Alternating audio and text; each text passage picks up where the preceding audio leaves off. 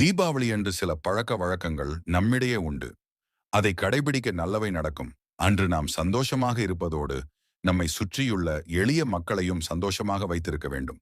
தீபாவளி அன்று அதிகாலை எண்ணெய் தேய்த்து குளிக்கும் போது குளிக்கின்ற நீரில் சில துளிகள் தூய்மையான பசும்பால் விட்டு நன்கு கலந்து பிறகு குளிப்பதால் வீட்டில் லட்சுமி கடாட்சம் நிறைவதோடு நம்மை பிடித்திருக்கும் தரித்திரம் நீங்கும்.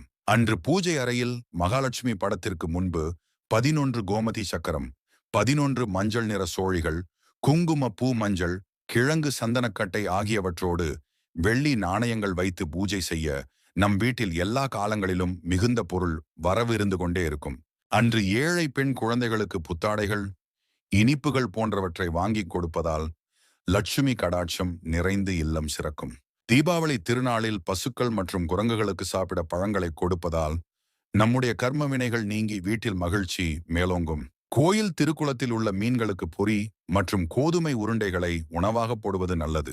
சிவப்பு மஞ்சள் நிறத்தில் லட்டுகள் செய்து குபேரன் மற்றும் மகாலட்சுமி தேவியை வழிபடுபவர்களுக்கு குபேர சம்பத்து மற்றும் தன லாபம் உண்டாகும். வீட்டில் நிறைய தீபங்கள் ஏற்றி வைத்து ஒளியேற்றிட மகிழ்ச்சி ஏற்பட்டு லட்சுமி கடாட்சம் நிறைந்து முன்னோர்கள் ஆசியும் கிட்டும்.